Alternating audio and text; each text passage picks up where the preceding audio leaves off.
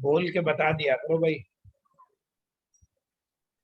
फिर से बताना पड़ेगा। देखो एक बारी,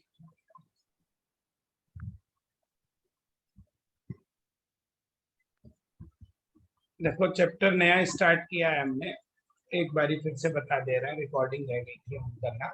मोल कंसेप्ट, मोल कंसेप्ट को हम लोग समझने की कोशिश कर रहे हैं। Chapter mole concept and journal organic, journal concept of chemistry, general concept of chemistry, दो चीजें इस चैप्टर में, ये बेस है बिल्कुल इस चैप्टर का। ठीक है, देखो क्या कह रहा हूं, हमारा यूनिवर्स जो है वो मैटर से मिलके बना है। मैटर हमारा कंपाउंड से मिलके बना होता है, कंपाउंड हमारा एलिमेंट से मिलके बना होता है, एलिमेंट एटम से मिलता है। एटम के अंदर दो चीजें, न्यूक्लियस और न्यूक्लियस के चारों तरफ शेल, शेल होते हैं। न्यूक्लियस के अंदर हमारा न्यूट्रॉन और प्रोटॉन होता है, शेल के अंदर सब शेल होते हैं, सब शेल के अंदर ऑर्बिटल, ऑर्बिटल के अंदर इलेक्ट्रॉन। ठीक, जैसे हम बात करें, देखो ये कोई मान लो चट्टान है, रॉक है कोई, तो रॉक जो है बहुत सारे कंपाउंड से मिलकर बनी होगी, जैसे लाइम है, सिलिकेट है, कुछ भी हो सकता है। मान लो इसमें एक कंपाउंड है कैल्शियम कार्बोनेट, कौन सा है, कैल्शियम कार्बोनेट। अब ये जो कैल्शियम कार्बोनेट है ये हमारा एलिमेंट से मिलके बना है। कौन कौन एलिमेंट है, कैल्शियम, कार्बन और ऑक्सीजन। कैल्शियम का एक एटम है, कार्बन का एक एटम है, इसमें 3 एटम ऑक्सीजन के। अब देखो बड़ी इंपॉर्टेंट बात एक है,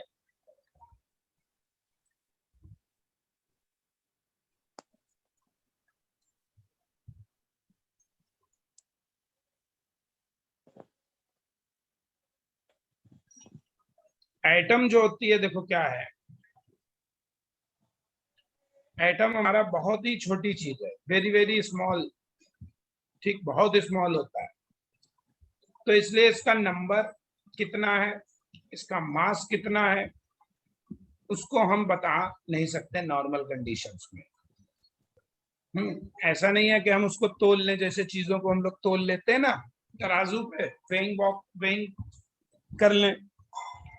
एटम बहुत छोटा है, उसकी नॉर्मल वेइंग नहीं कर सकते आप। ठीक, एटम बहुत छोटा है, उसको हम अलग अलग ऐसे आसानी से नहीं कर सकते, तो इसलिए उसका नंबर भी आसानी से, कि हम सोचें गिन लें, वो भी बहुत आसानी से पॉसिबल नहीं है। तो मास इसका जो है हम कार्बन 12 के रिस्पेक्ट में बताते हैं, नंबर इसका हम मोल के रिस्पेक्ट में बताते हैं। कैसे भाई, अब सब सीखना है इस चैप्टर में। तो देखो सबसे पहले हम बात करें एटम।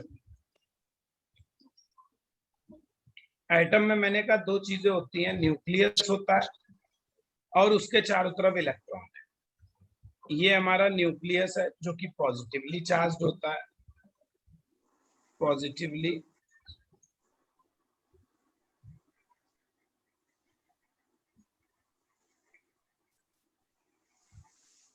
और इसके चारों तरफ ये सब क्या होते हैं, शेल्स होते हैं जो कि सर्कुलर है, गोल गोल शेल्स होते हैं।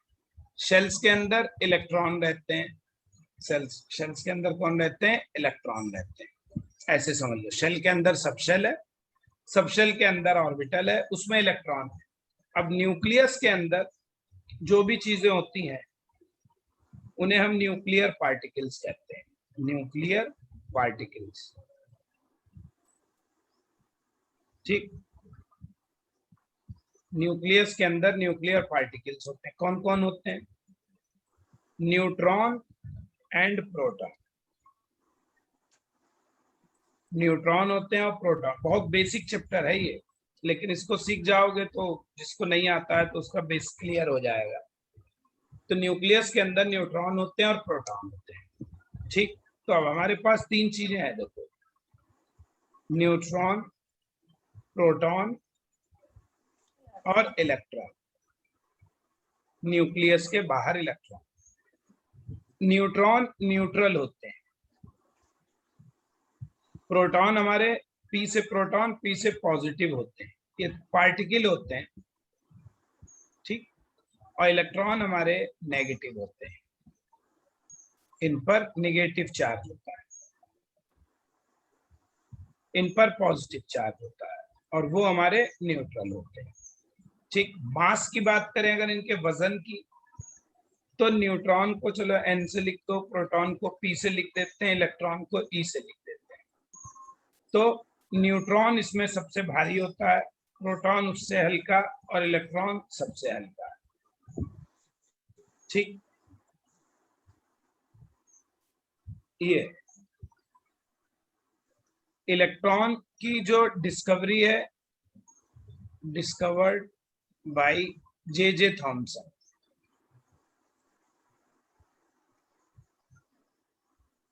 प्रोटॉन की जो डिस्कवरी है रदरफोर्ड को ही मानते हैं वैसे, हालांकि ये बात सही नहीं है, रदरफोर्ड ने प्रोटॉन की डिस्कवरी की नहीं थी, लेकिन माना जाता है सपोज टू।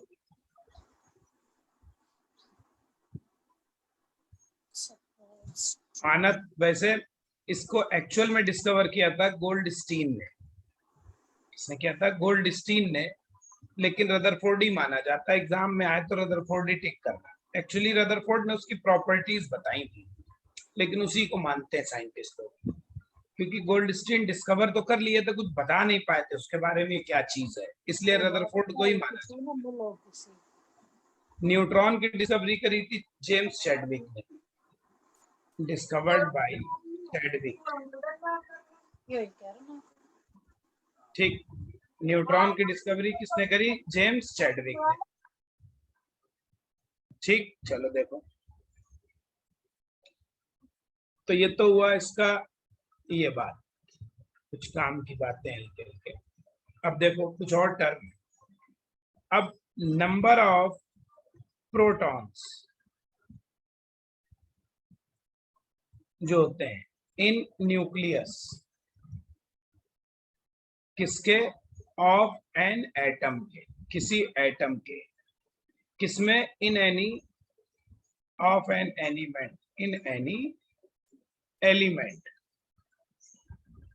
ये हमेशा क्या होता है? फिक्स होता है, always fixed for that particular element, for that element. Her element में प्रोटॉन का नंबर फिक्स होता है, नंबर ऑफ इलेक्ट्रॉन भी फिक्स होते हैं, न्यूट्रॉन का नंबर वेरी कर सकता है फिलहाल, और इसी को हम नंबर ऑफ प्रोटॉन्स को क्या कहते हैं? सब बेसिक ही पढ़ाना है मुझे इस चैप्टर में आपको, फिर अभी न्यूमेरिकल्स बहुत कराने मोल कंसेप्ट में, लेकिन उन मोल कंसेप्ट में न्यूमेरिकल में इलेक्ट्रॉन प्रोटॉन का नंबर भी निकलवाता है, इसलिए मुझे ये भी बताना जरूरी है। और फिर ये बेसिक पढ़ाया भी नहीं था हमने शुरू में, तो बेसिक भी खत्म हो जाएगा यहाँ पे तुम्हारा। नंबर ऑफ प्रोटॉन्स को हम क्या कहते हैं? एटॉमिक नंबर कहते हैं, atomic number. Number of protons का कहते हैं एटॉमिक नंबर, और इसको हम Z से प्रदर्शित करते हैं, रिप्रेजेंट करते हैं, ध्यान रखते हैं। ठीक, नंबर ऑफ प्रोटॉन्स क्या कहलाते हैं? एटॉमिक नंबर एलिमेंट का होता है। अब देखो न्यूक्लियस में क्या है? नंबर ऑफ प्रोटॉन भी है न्यूक्लियस में, प्लस न्यूक्लियस में न्यूट्रॉन भी है, नंबर ऑफ न्यूट्रॉन्स। इन दोनों को जोड़ दो तो इसको हम कहते हैं मास नंबर, मास नंबर। इसको हम कैपिटल A से प्रदर्शित करते हैं। ठीक, ये दो बड़े इंपॉर्टेंट टर्म है, यानी देखो इसको शॉर्टकट ऐसे लिख दो, P plus N equals to A। इसलिए न्यूट्रॉन का नंबर निकालना हो तो A में से P घटा दो, और P को ही क्या कहते हैं? Z कहते हैं, यानी A में से Z को घटा दीजिए। मास नंबर में से हम एटॉमिक नंबर को घटा दें तो हमें नंबर ऑफ न्यूट्रॉन पता चल जाएंगे कितने हैं न्यूक्लियस में। अब किसी भी एलिमेंट को हम प्रदर्शित कैसे करते हैं? Representation of element. तो एलिमेंट कोई भी है उसको हम कैसे प्रदर्शित करते हैं? देखो एक्स लिखा, एलिमेंट का सिंबल, एक्स क्या होता है? Symbol of element. Her element का एक प्रतीक होता है, सिंबल होता है, सिंबल ऑफ एलिमेंट है ये। इसका मास नंबर ऊपर लिखा जाता है और Z एटॉमिक नंबर नीचे लिखा जाता है, ऐसे। ये किसी भी एलिमेंट को प्रदर्शित करने का तरीका है। फॉर एग्जाम्पल जैसे हम ये लिख दें 8O16, तो ये तो कौन हो गया, प्रतीक हो गया, ऑक्सीजन है ना। तो ऑक्सीजन का एटॉमिक नंबर कितना हो गया, 8। इसका मतलब इसमें प्रोटॉन कितने हैं, 8 है। इसका मास नंबर कितना है, 16। मास नंबर का मतलब इसमें न्यूट्रॉन प्लस प्रोटॉन इतने हैं। इसलिए देखो कोई पूछे बताओ यहाँ न्यूट्रॉन कितने हैं, तो न्यूट्रॉन क्या है, A-P या A-Z। ये ऊपर वाले में से नीचे वाले को घटा दो, 16 - 8, तो न्यूट्रॉन भी कितने हो गए, 8। ठीक है, तो ये इसके देखो आ गए न्यूट्रॉन, इस तरीके से। तो ऐसे एलिमेंट को प्रदर्शित करते हैं। अब देखो दो वर्ड और होते हैं, एक है आइसोटोप्स। आइसोटोप्स क्या होते हैं भाई, देखो जो एलिमेंट होता है, हमने अभी आपसे कहा element is made of atom से बनता है। एलिमेंट्स कैसे बना है, मेड ऑफ एटम्स। अब देखो आइसोटोप क्या होते हैं, एक ही एलिमेंट के ऐसे एटम होते हैं, एटम्स ऑफ सेम एलिमेंट, जिनके हैविंग क्या हो, जिनके सेम Z हो, एटॉमिक नंबर सेम, बट उनके डिफरेंट हो क्या, मास नंबर। तो जिनके Z सेम हो और A डिफरेंट हो, उनको हम क्या कहते हैं, आइसोटोप्स कहते हैं। इन चीजों को हम क्या कहते हैं, आइसोटोप्स। फॉर एग्जाम्पल देखो जैसे ये हाइड्रोजन एक एलिमेंट है और हाइड्रोजन के कई तरीके के आइसोटोप होते हैं। जैसे देखो 1H1, 1H2, 1H3, इसको हम कहते हैं प्रोटियम या सिंपल हाइड्रोजन, इसी को कहते हैं। इसको हम कहते हैं ड्यूटीरियम, इसको हैवी हाइड्रोजन कहते हैं।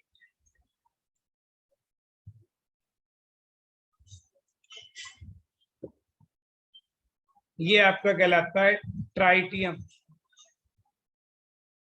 ठीक, तो देखो इसको हम ऐसे भी लिखते हैं, इसको 1D2 भी लिख देते हैं, इसको 1T3 भी लिख देते हैं। अब देखो जरा इसका एटॉमिक नंबर कितना है, जो नीचे लिखा है वही एटॉमिक नंबर है, तो सबका ही 1 है। जो ऊपर लिखा है वो इसका क्या है, मास नंबर है। तो देखो आइसोटोप क्या हुए, जिनके एटॉमिक नंबर सेम है, मास नंबर क्या है, डिफरेंट है। ठीक, इनके मास नंबर क्या है, डिफरेंट है, एटॉमिक नंबर हमारे क्या है यहाँ पर, सेम है। ठीक, इतनी बात समझ में आ गई होगी। अगली चीज देखो, क्या कहूं, देखना ध्यान से।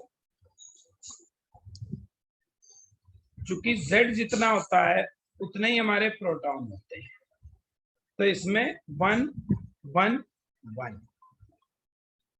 और यहीं पर देखो हमारे न्यूट्रॉन कितने हो गए, माइनस कर दो, 1 में से 1 गया 0, 2 में से 1 1, और यहाँ 2।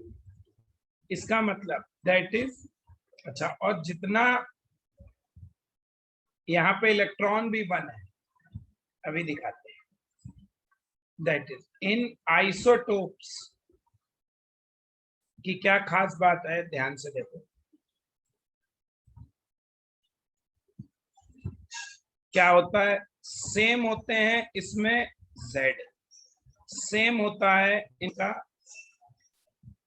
इलेक्ट्रॉन इनमें, सेम होते हैं इसमें प्रोटॉन, डिफरेंट क्या होता है, डिफरेंट इसमें न्यूट्रॉन, डिफरेंट क्या होते हैं इनमें, मास नंबर। ठीक, मास नंबर अलग है, न्यूट्रॉन अलग है, बाकी सारी चीजें सेम है। अब देखो इनके Z सेम है, एटॉमिक नंबर सेम है, और पीरियोडिक टेबल में एटॉमिक नंबर से ही एलिमेंट को रखा जाता है। इसलिए चूंकि इनके Z सेम है तो इनकी सेम पीरियोडिक पोजीशन होगी, पीरियोडिक पोजीशन माने वो उसी ग्रुप उसी पीरियड में रखे जाएंगे, अलग अलग नहीं रखे जाते। इनके मास अलग होते हैं। देखो मास, जैसे हाइड्रोजन से भारी होगा ड्यूटेरियम, ड्यूटेरियम से भारी ट्राइटियम। क्यों भाई, न्यूट्रॉन बढ़ रहे हैं, है ना, इसमें न्यूट्रॉन है नहीं, इसमें एक है, इसमें दो, न्यूट्रॉन सबसे भारी है, जितने न्यूट्रॉन बढ़ेंगे उतना वो हो जाएगा। देखो अब दो चीजें हैं, देखो एक चीज होती है एटम और एक चीज है आयन। सब काम आएगा भी चैप्टर में मूल कॉन्सेप्ट। तो एटम और आयन की बात करें तो देखो क्या होगा, ये क्या होता है, देखो ध्यान से, एटम तो हमने बता दिया, ये होता है न्यूट्रल, और यहां क्या होता है, आयन पर चार्ज होता है, चार्ज्ड एटम। ऐसा एटम जिसपे चार्ज आ जाए उसको हम क्या कहते हैं, आयन कहते हैं। ठीक, जब एटम में हम या तो इलेक्ट्रॉन ऐड कर दें, जोड़ दें, या इलेक्ट्रॉन निकाल दें, तब उनसे आयन बनता है। ठीक है, एटम में इलेक्ट्रॉन दे दो एटम को, या एटम से इलेक्ट्रॉन निकाल लो तो ये बनेगा। जैसे देखो फॉर एग्जाम्पल, देखो ध्यान समझना, एक मिनट।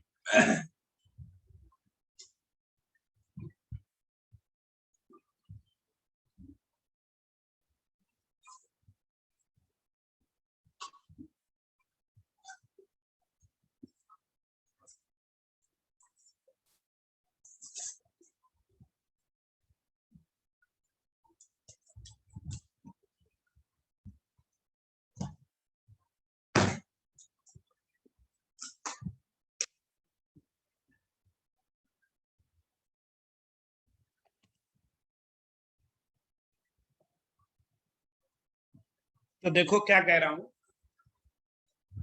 हाँ, तो जैसे एटम है, मान लो, जैसे हम बात करें, ध्यान से देखो, सोडियम की बात करें, सोडियम क्या होता है, 11, इसको, इसका सिंबल होता है Na, और ये सोडियम एटम। ठीक, अब इस सोडियम में देखो, इसको सिंपली आप Na लिख देते हैं। ठीक, यहाँ पे Z कितना है, देखो ध्यान से देखो, जब तक ये न्यूट्रल है ना, इन न्यूट्रल एटम माने एटम में Z जो है वही प्रोटॉन है, उतने ही इलेक्ट्रॉन है। न्यूट्रल में प्रोटॉन का नंबर इलेक्ट्रॉन का नंबर बराबर होता है, इसीलिए न्यूट्रल होता है, क्योंकि प्रोटॉन पे प्लस है, इलेक्ट्रॉन पे माइनस है। देखो यहाँ पे क्या हुआ, एटॉमिक नंबर 11, प्रोटॉन कितने हुए, 11 हुए, इलेक्ट्रॉन भी कितने हुए, 11 हुए। न्यूट्रॉन कैसे निकालेंगे, 23 में से 11 माइनस कर देंगे, 12। अब देखो चार्ज, देखो जरा यहाँ, प्रोटॉन कैसा होता है, प्लस, इसका मतलब 11 तो प्लस हो गया, और इलेक्ट्रॉन माइनस होता है, प्रोटॉन प्लस होता है, इलेक्ट्रॉन माइनस होता है, तो यहाँ कितने होगा, 11 माइनस। न्यूट्रॉन कितना होता है, न्यूट्रल होता है, तो इसमें तो कोई चार्ज है नहीं। ठीक, तो इसलिए टोटल चार्ज कितना हुआ, हो गया 0। तो दैट इज, एटम जो होता है, एटम हमारा क्या होता है, इज न्यूट्रल होता है। क्यों न्यूट्रल होता है, बिकॉज उसमें इलेक्ट्रॉन का नंबर इलेक्ट्रॉन का नंबर और प्रोटॉन का नंबर बराबर होता है, इसलिए एटम हमारा न्यूट्रल होता है। ठीक, अब देखो जो एटम है न्यूट्रल है, ठीक है। अब इस एटम को अगर हम मान लो एक इलेक्ट्रॉन दे दे, तो जब एक इलेक्ट्रॉन दे देंगे, पहले देखो Z कितना था, Z था 11, ठीक। प्रोटॉन कितने थे, 11। इलेक्ट्रॉन कितने थे, 11। न्यूट्रॉन कितने थे, ए लिख लो, ए कितना था, चलो मान लो 23 था, चलो। तो न्यूट्रॉन हो गए हमारे मान लो 12, ठीक। देखो ये, इसको हम ऐसे प्रदर्शित करते हैं, जैसे ये तो हो गया न्यूक्लियस। न्यूक्लियस के अंदर 11 प्रोटॉन है और हमारे क्या 12 न्यूट्रॉन है ना, तभी तो 23 हुआ भाई। इन दोनों के जोड़ को ही ए कहते हैं, ठीक। अब देखो जरा ध्यान से, इलेक्ट्रॉन चारों तरफ चक्कर लगाते रहते हैं। इलेक्ट्रॉन यहाँ चारों तरफ क्या लगाते रहते हैं, चक्कर। अब इलेक्ट्रॉन कैसे चक्कर लगाते रहते हैं, न्यूक्लियस के चारों तरफ होते हैं। देखो एक बात, न्यूक्लियस के चारों तरफ क्या होते हैं, शेल्स होते हैं। न्यूक्लियस के चारों तरफ क्या होते हैं, शेल्स होते हैं, और इन शेल्स में इलेक्ट्रॉन जो है वो घूमा करते हैं, ठीक। चलो बड़ी खुशी की बात भाई, शेल्स होते हैं। तो न्यूक्लियस के चारों तरफ हमारे शेल्स, उन शेल्स के अंदर कौन रहते हैं, इलेक्ट्रॉन घूमते हैं। ये हो गया हमारे शेल्स। पहला शेल, कितने भी हो सकते हैं, सेकंड शेल। शेल्स हमेशा कितने होते हैं, इनफाइनाइट, ये हम शुरू में बता चुके हैं बॉन्डिंग में आपको। तो ये है, देखो यहाँ पे शेल्स हो गए बहुत सारे। अब देखो जरा, अब इलेक्ट्रॉन जो 11 होते हैं, 2 इलेक्ट्रॉन पहले में, 8 इलेक्ट्रॉन यहाँ पे और 1 इलेक्ट्रॉन यहाँ, टोटल 11 इलेक्ट्रॉन होते हैं। ये क्या है, ये है फर्स्ट शेल। ये क्या है, सेकंड शेल। ये क्या है, थर्ड शेल, ठीक। ऐसे है ये, अब समझो ध्यान से।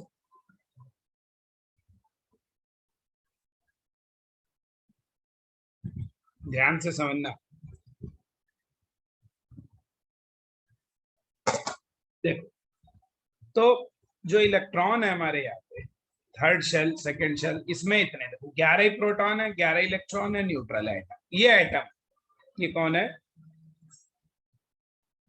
Sodium atom. अब आपने क्या किया, इसको एक इलेक्ट्रॉन दे दिया। तो जब एक इलेक्ट्रॉन दे दोगे, देखो इलेक्ट्रॉन तो बाहर कहाँ दोगे, शेल में दोगे। ध्यान से देखो, अंदर तो कुछ देते नहीं है, इलेक्ट्रॉन बाहर ही दिया जाएगा और बाहर ही निकाला जाएगा। बाहर से ही देते हैं इसे और बाहर से ही हम इसे क्या करते हैं, निकालते हैं।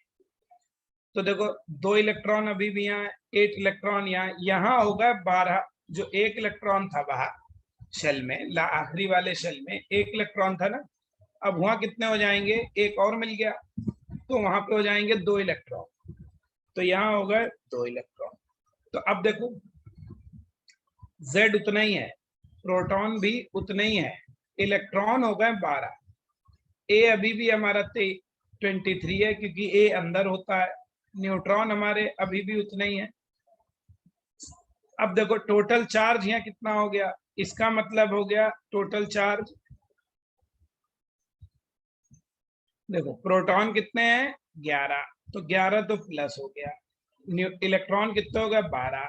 इलेक्ट्रॉन पे कितना, -1, तो कितना आ गया ये, -1। तो ये हम इसको ऐसे लिख देते हैं -1, और इसी चीज को अब हम क्या कहते हैं, आयन। अब चूंकि निगेटिव आयन है, निगेटिव को हम एनायन कहते हैं। तो ये हमारा देखो सोडियम नेगेटिव बन गया। अब ऐसे ही मान लो हम उल्टा करते, उल्टा सोडियम से एक इलेक्ट्रॉन निकाल लेते।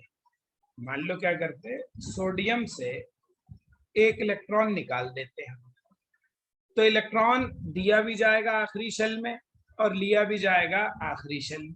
तो क्या हुआ देखो, यहाँ अंदर भाई 11 प्रोटॉन 12 न्यूट्रॉन थे, पहला शेल, दूसरा शेल और ये तीसरा शेल। ठीक, यहाँ भाई 2 इलेक्ट्रॉन, 8 इलेक्ट्रॉन और 1 इलेक्ट्रॉन। इलेक्ट्रॉन ये कैसे भरे जाते हैं आपको पता ही है। तो अब यहाँ पे 1 इलेक्ट्रॉन मिल गया तो देखो क्या हो गया, Z अभी भी उतना ही रहा 11, प्रोटॉन भी उतने ही रहे, ठीक है, मास नंबर भी उतना ही है, न्यूट्रॉन भी उतने ही है, केवल इलेक्ट्रॉन का नंबर अब हमारा कितना हो गया, एक कम हो गया 10।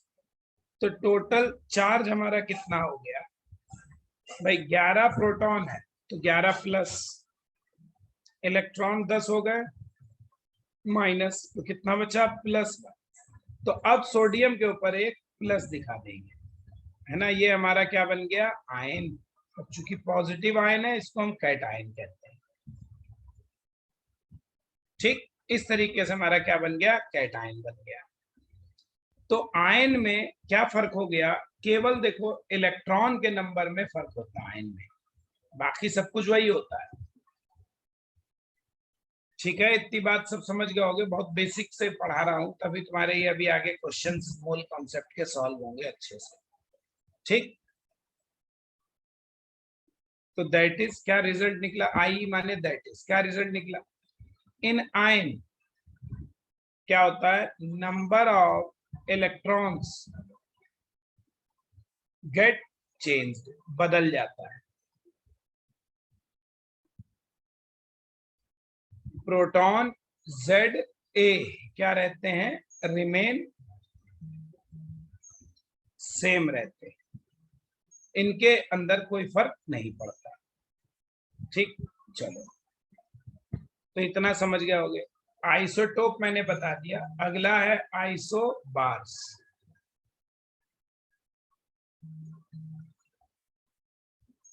आइसोबार क्या होता है, ये होते हैं, हमेशा ध्यान रखो, ऑफ डिफरेंट एलिमेंट के, डिफरेंट एलिमेंट्स के। यहां क्या होता है, इनमें चूंकि देखो एलिमेंट ही बदल गया, एलिमेंट में ही फिक्स होता है कौन, एटॉमिक नंबर, तो एलिमेंट बदल गया तो इसलिए इनमें डिफरेंट Z होगा और इनमें सेम होता है मास नंबर, इनका मास नंबर सेम होता है और उसके अंदर Z और A जो है वो हमारे क्या होते हैं, डिफरेंट होते हैं। Z डिफरेंट होता है, A सेम होता है। फॉर एग्जाम्पल देखो, जैसे हम बात करें, ध्यान से देखना, देखो जैसे 1H3 ट्राइटियम है मान लो, ठीक है, यहाँ पे Z कितना है, 1 है, प्रोटॉन और इलेक्ट्रॉन कितने हैं, बराबर है, 1 ही होंगे। A कितना हो गया, 3 हो गया, न्यूट्रॉन कितना, 3 में से 1 कम कर दो 2। ठीक, इतना समझ में आ गया होगा, ठीक है ना। अब देखो दूसरा आइटम है एक हीलियम, 2He3 हीलियम है, Z कितना है देखो 2 है, तो पहली बात Z क्या है, अलग अलग है। प्रोटॉन और इलेक्ट्रॉन का नंबर क्या है, हमारा 2 है, वो भी क्या है, अलग है। मास नंबर देखो हमारा क्या है, सेम है, कि मास नंबर जो है वो सेम। न्यूट्रॉन का नंबर भी देखो हमारा इधर 2 है, 3 में से 1 गया, या 3 में से 2 गया। तो इसका मतलब जो आइसो बार होते हैं डिफरेंट एलिमेंट के होते हैं, डिफरेंट Z होता है, सेम A होता है, इनके अंदर different electron, different proton, different neutron होंगे। अब चूंकि इनका देखो Z डिफरेंट होता है, इसलिए चूंकि Z डिफरेंट है इसीलिए इनकी पीरियोडिक टेबल में जो एलिमेंट रखे हैं वो एटॉमिक नंबर के बेस पे रखे हैं, इसीलिए इनकी पीरियोडिक पोजीशन भी क्या होगी, डिफरेंट होती है।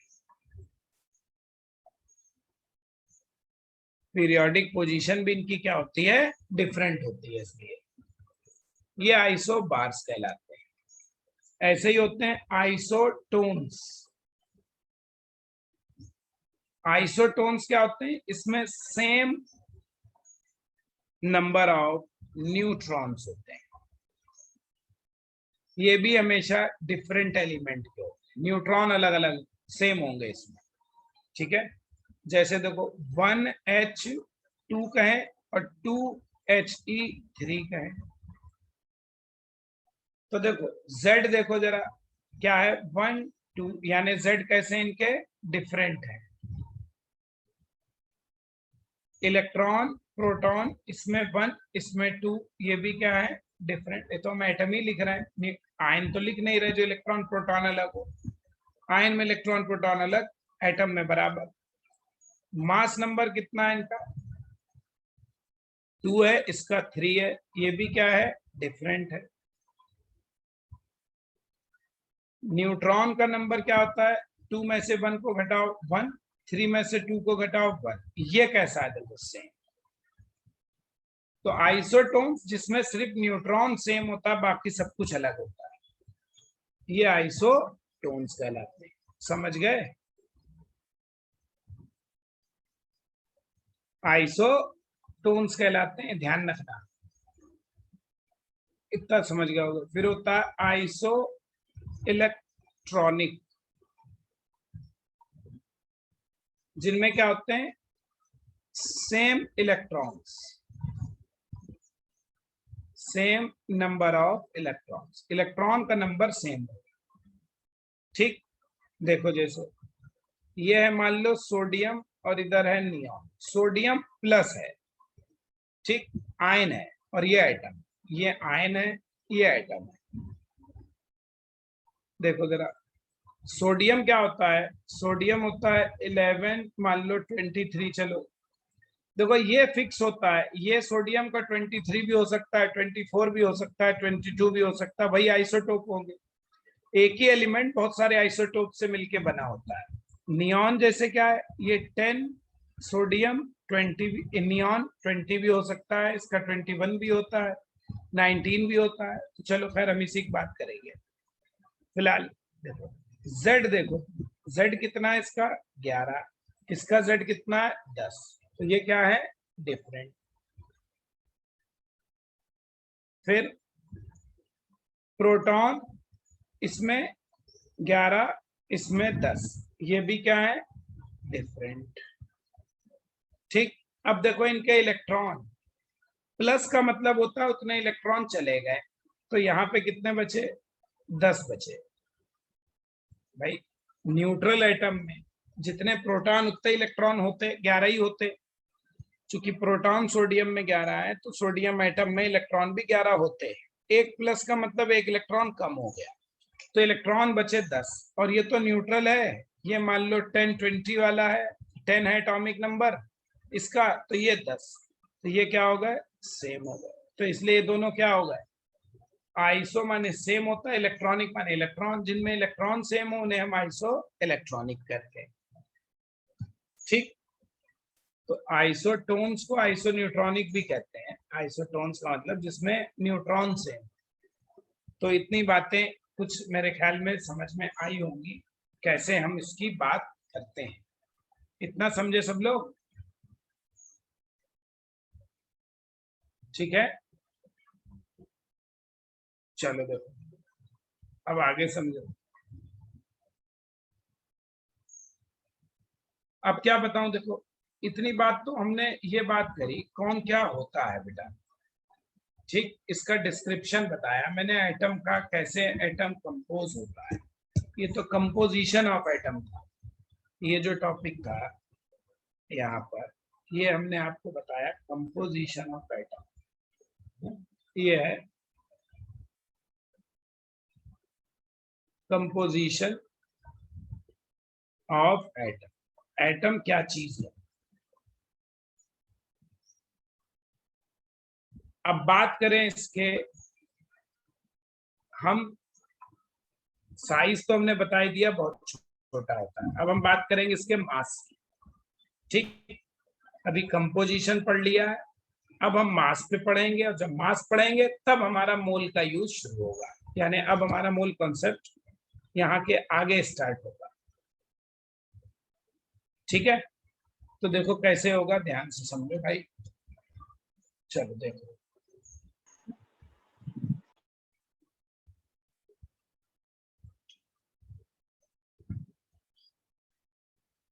मास ऑफ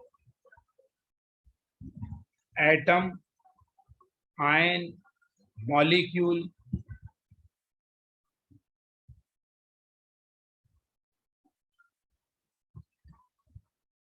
देखो हमने आयन तो बता दिया क्या होता है, एटम और आयन में डिफरेंस। जो एटम होते हैं, एटम प्लस एटम जब आपस में मिल जाते हैं तो उसको हम क्या कहते हैं, कंपाउंड या मॉलिक्यूल। कंपाउंड कहते हैं या मॉलिक्यूल कहते हैं। मॉलिक्यूल वर्ड लेकिन सिर्फ तभी लगाते हैं जब उनके अंदर एटम एटम जब मिलते हैं तो इनके अंदर कौन सी प्रोसेस होती है, उसी को हम लोगों ने बॉन्डिंग चैप्टर में पढ़ा था। बॉन्डिंग होता है, तो बाई बॉन्डिंग ये बन जाते हैं किसमें, कंपाउंड में। मॉलिक्यूल वर्ड कोवेलेंट कंपाउंड के लिए चलता है, जनरली वर्ड कंपाउंड कहना चाहिए, बाकी सब चल रहा है बोलने में तो कुछ भी बोल सकते हो। ये होता है फॉर कोवेलेंट कंपाउंड। हमने शुरू में बताया भी था जब बॉन्डिंग पढ़ाई थी कि कोवेलेंट कंपाउंड मॉलिक्यूल से बनते हैं, और आयनिक कंपाउंड का तो नाम ही आयनिक है, वो आयन से मिलके बने। ठीक, तो इस तरीके से एटम एटम जुड़कर बॉन्डिंग होती है उनके अंदर और वो कंपाउंड बन जाते हैं। क्यों बन जाते हैं, अपने आप को स्टेबल करने के लिए। ये बात हम लोग पहले कर चुके हैं। ठीक, चलो अब जरा देखना आप ध्यान से। तो ये बात तो ठीक है भाई, एटम एटम कंपाउंड बन गया, बड़ी अच्छी बात। देख, अब एटम बहुत छोटा है, उसका मास निकालना बहुत मुश्किल काम है ना। एटम का मास भी निकालना बहुत मुश्किल काम है, और नंबर चूंकि बहुत छोटा है तो उसका नंबर गिनना भी बहुत मुश्किल काम है। दोनों ही बात है, मास भी निकालना मुश्किल और वो भी। तो अब हम मास कैसे बताएंगे, मास ऑफ एटम। भाई एटम के अंदर क्या है, एटम के अंदर इलेक्ट्रॉन है, प्रोटॉन है, न्यूट्रॉन है, सबके वजन को जोड़ दीजिए तो एटम का मास पता चल जाएगा। तो मास ऑफ एटम क्या होगा, मास of nucleus plus mass of electrons, या कह लो न्यूक्लियस में क्या है, प्रोटॉन और neutron, mass of protons plus mass of neutrons plus mass of electrons. ठीक, सबको जोड़ दो। अब देखो इलेक्ट्रॉन का मास बहुत कम होता है, mass of electron, mass of electron ये क्या होता है, बहुत कम है, very very low as compare to neutron and proton, neutron and proton. ऐसे होता है, देखो न्यूट्रॉन का मास ऐसे लिख दो mn, mass of neutron, mass of proton और मास ऑफ इलेक्ट्रॉन ऐसे लिख दो। तो ये न्यूट्रॉन सबसे ज्यादा होता है लेकिन प्रोटॉन से थोड़ा ही ज्यादा होता है। देखो ऐसे साइन का मतलब लगभग बराबर ही है, थोड़ा ज्यादा है, लेकिन ये दोनों का मास इलेक्ट्रॉन से बहुत ज्यादा होता है। इसका मतलब इलेक्ट्रॉन का मास बहुत बहुत कम होता है, उसको आप नेग्लेक्ट भी कर सकते हो। कहने का मतलब that is mass of atom जो है इज मेनली ड्यू टू, किसकी वजह से होता है, न्यूक्लियस की वजह से होता है। Mass of nucleus, mainly nucleus ही भारी है, इलेक्ट्रॉन तो मासलेस है, तो इसलिए इलेक्ट्रॉन की वजह से कोई बहुत फर्क मास में नहीं पड़ता। एक बार अब जरा देखो, जैसे हम कहें मास, पहले देखो इसको कहें, समझो भाई क्या कह रहा हूं।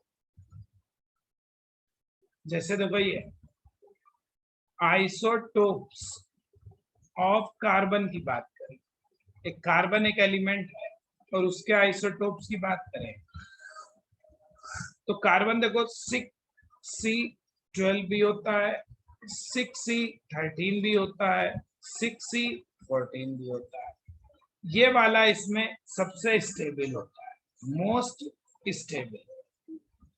ठीक, कार्बन का सबसे ज्यादा स्टेबल फॉर्म जो है वो 6C12 है। प्रकृति में जो कार्बन है वो मुख्यतः 6C12 की फॉर्म में रहता है। ठीक है, एक इस फॉर्म में रहता है, 6C12 की फॉर्म में मेनली कार्बन पाया जाता है। जो सबसे स्टेबल होगी वही फॉर्म नेचर में सबसे ज्यादा पाई जाएगी। तो कार्बन C612 में मेनली रहता है। ठीक है, तो अब जैसे हम बात करें मास ऑफ 6C12, ठीक, मास ऑफ 6C12 क्या होगा भाई? अब 6C12 को अगर हम देखें, इसमें Z प्रोटॉन इलेक्ट्रॉन कितने हुए? 6, मास नंबर 12, न्यूट्रॉन कितने? 12 माइनस 6 हो गए। ठीक, तो मास ऑफ ये क्या है? हम क्या करेंगे, देखो क्या मान लें, Mn क्या है? Mass of 1 neutron. Mp क्या है? Mass of 1 proton. ये क्या है?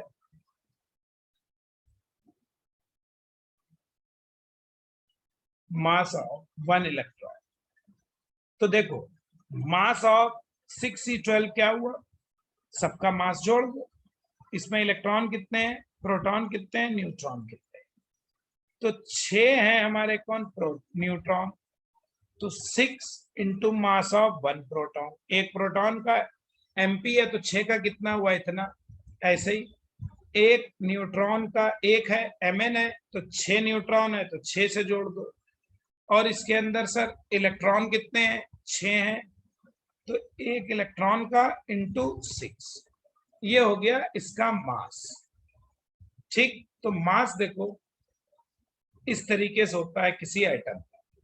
प्रॉब्लम ये है, मैंने कहा कि जो मास होता है एटम का, चूंकि एटम बहुत छोटी चीज है तो मास जो होता है बहुत कम होता है। एज एटम क्या होता है? Is very very very small, बहुत ही स्मॉल है। इसलिए हम we can not weigh it directly, हम इसको डायरेक्टली वे नहीं कर सकते कि लाओ तराजू पर रख के तौल लें, वो पॉसिबल नहीं है। दिख ही नहीं रहा, एटम दिखता ही नहीं है, बहुत छोटा होता है ना। तो डायरेक्ट एटम को देखना मुश्किल काम है, एक सिंगल एटम नहीं दिखता, ग्रुप ऑफ एटम्स देख सकते हो। तो इसलिए वी यूज, हम क्या यूज करते हैं? Relative mass, relative mass of atom. Atom का हम तुलना करेंगे इसके मास की, इसके मास की हम क्या करेंगे? तुलना करेंगे, रिलेटिव बात करेंगे। ठीक है, रिलेटिव का मतलब क्या होता है? जैसे इसको ऐसे समझो, ऐसे ज्यादा समझ में आ जाएगा तुम्हारे। देखो जैसे हम ये कहें, एक तरफ देखें वाटरमेलन, वाटरमेलन है तरबूज, एक तरफ देखें है, ठीक है, तरबूज देख लिया एक तरफ। एक तरफ कह रहे हैं चलो ऑरेंज, संतरा हो गया। तो हमें ये पता है कौन भारी है, मास ऑफ वाटरमेलन ज्यादा है ऑरेंज से। तो हम ऐसे भी कह सकते हैं कि एक वाटरमेलन का मास जो है, मास ऑफ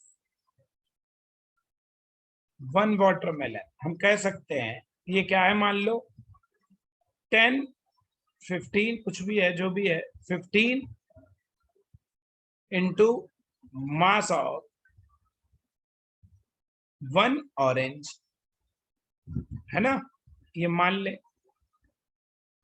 लेट, क्योंकि हमारा ऑरेंज हल्का है, वाटरमेलन भारी है, तो हम ऑरेंज के मास को वाटरमेलन्स कह सकते हैं, इसलिए हम ये भी कह सकते हैं मास ऑफ 1 ऑरेंज कितना होगा,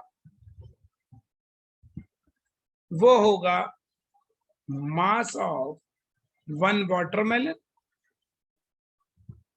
एक तरबूज का मास लो और डिवाइड कर दो कितने से, 15 से, मान लो 15 इधर ले आओ, तो ये रिलेटिव मास कहलाएगा। तो ये क्या कहलाता है, जो इक्वेशन लिख दिया, यही क्या है, रिलेटिव मास का कॉन्सेप्ट है। तो हम डायरेक्ट उसको नहीं तोलेंगे जिसको तोलना है, क्योंकि हम एटम तो दिख नहीं रहा, हम एक एटम अकेला निकाल नहीं सकते, तो फिर हम क्या करते हैं, मास को रिलेटिवली निकालते हैं।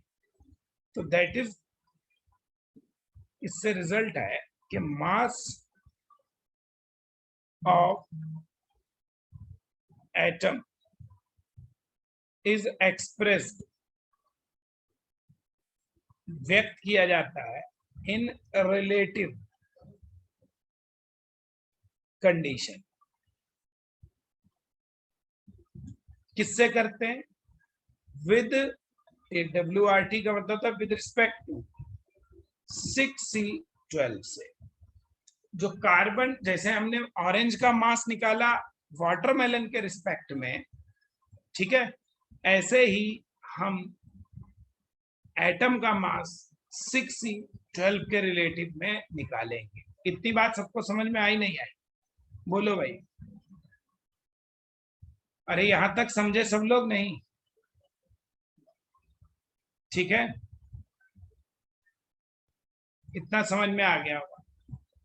और ये प्रोटॉन इलेक्ट्रॉन के मास कैसे निकाले जाते हैं, तुमने इंटर, वो 10th 12th में थे ना वो, तो वो पढ़ते थे मास अपॉन ई रेशियो, उससे हम निकालते हैं सब। स्पेक्ट्रोस्कोपी से निकाले जा सकते हैं, ठीक है, स्पेक्ट्रोस्कोपी से भी निकाले जा सकते हैं, M/E रेशियो से भी निकालते हैं।